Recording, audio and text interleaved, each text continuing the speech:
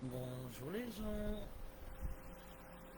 désolé, je suis un petit peu en retard aujourd'hui. J'avais rendez-vous ce matin, j'ai accompagné mon père ce matin à son rendez-vous chez l'angiologue et j'ai sous-estimé l'attente du rendez-vous. Donc du coup, aujourd'hui, le thème c'est les fruits et le diabète. Donc c'est l'été, il fait chaud, il fait beau, il fait bon. On arrive à la fin de la canicule, on respire enfin.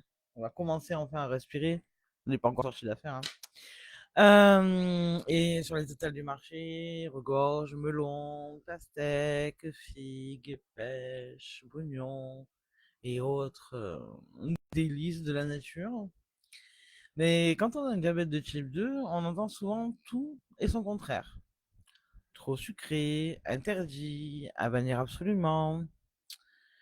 Donc cela est fait pour déconstruire un peu ces idées reçues et pour vous permettre de profiter des saveurs de l'été sans culpabilité et sans faire exploser votre glycémie. Donc l'idée reçue numéro un: faut-il bannir le melon, la pastèque ou les figues? La peur du sucre des fruits amène beaucoup de personnes à s'en priver totalement. Mais un fruit, c'est pas du sucre blanc raffiné. C'est un totem de nutriments. Moi, je le vois comme ça. C'est rempli d'eau, de fibres, de vitamines, d'antioxydants, de minéraux et bon, ok, de fructose. Mais c'est pas du sucre blanc. Et le fructose, c'est aussi bon pour la santé. Donc, on va faire un petit focus sur les fruits de l'été. Donc, la pastèque et le melon sont composés à plus de 90% d'eau.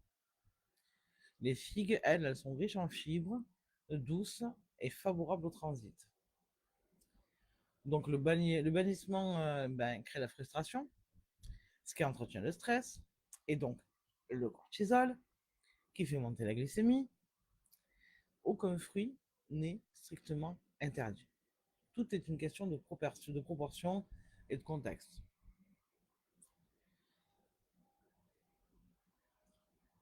L'indice glycémique, c'est quoi?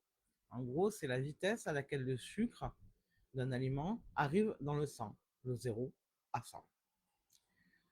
Le petit piège avec la pastèque qui a un IG élevé supérieur à 72,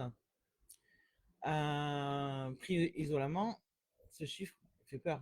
Bah, on se dit, ah ouais, c'est l'indice glycémique, il est fort. Mais par contre, ce qu'on regarde pas, c'est la charge glycémique. Et c'est là la vraie notion à connaître. Parce que la charge glycémique, elle prend en compte l'indice glycémique et la quantité réelle de glucides dans une portion donnée.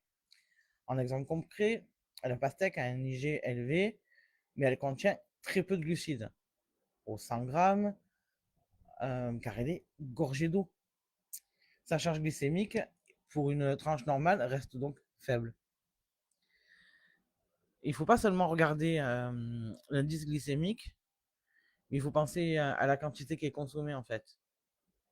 Si évidemment vous mangez une pastèque de 10 kilos et que la pastèque elle fait l'heure, vous la mangez dans l'heure, évidemment, là, la charge glycémique, elle va exploser. Si vous mangez une tranche de pastèque, elle sera quasiment nulle. Et ça, c'est mon diététicien qui me suivait à l'hôpital pendant ma grossesse, parce que j'ai fait un diabète gestationnel. Et j'étais très frustré, parce qu'évidemment, j'ai accouché en décembre, donc et le diabète gestationnel s'est déclenché juste avant l'été. Et la seule chose que j'avais envie de manger pendant ma grossesse, c'était de la pastèque. Et comme tout le monde, j'avais vu que c'était que l'indice glycémique était élevé, donc du coup, j'en mangeais pas, donc du coup, je me frustrais et du coup, c'était pas bon, c'était pas bien, pas bon ni pour moi, ni pour le bébé, ni pour mon diabète d'ailleurs gestationnel à ce moment-là. Et il m'a dit, mais si vous mangez de la steak entière, oui, l'indice glycémique est élevé, mais vous risquez de faire monter votre glycémie, mais une tranche de pastèque, non. Donc voilà. Ensuite, un petit conseil, il faut jamais consommer un fruit nu, seul. Évitez le fruit seul à 16 heures, au milieu de nulle part. Il vaut mieux l'associer avec des bonnes graisses ou des protéines, quelques amandes, des graines de courge, un morceau de fromage de chèvre ou de brebis, ou du yaourt grec. Ça ralentit la vidange gastrique et ça permet du coup de lisser la glycémie. En conseil numéro 2, je vous dirais de le privilégier plutôt en fin de repas. Consommer le fruit en dessert après un repas riche en fibres, légumes et protéines lipides. Le bol alimentaire global amortit l'impact du sucre du fruit et ça permet de le diffuser, de le diluer.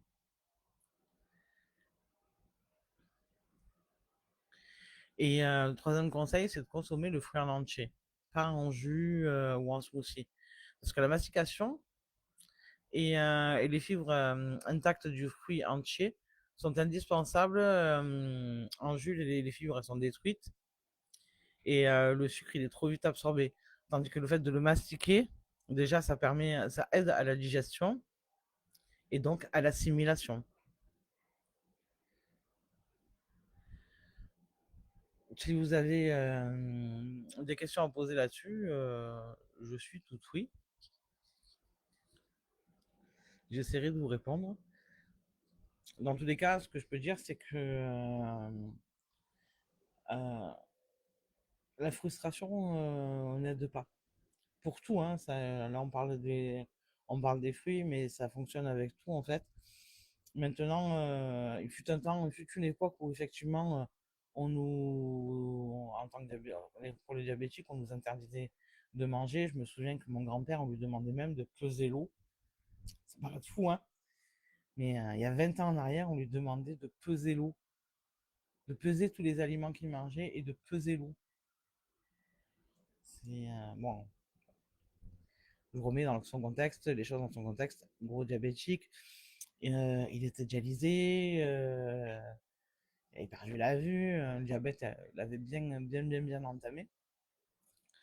Mais je me dis quand même que les choses ont quand même bien évolué, que maintenant on sait, les études ont montré que c'est pas en supprimant les aliments que bah, la glycémie elle va baisser forcément. Au contraire, ça crée de la frustration, qui crée du stress, qui crée du cortisol, et le cortisol bah, crée la glycémie, et on rentre dans une boucle sans fin. Donc, que du coup, vous allez être frustré, et puis du coup, bah, votre glycémie elle va quand même monter, alors autant se faire plaisir. Évidemment, comme je vous ai dit, il ne suffit pas non plus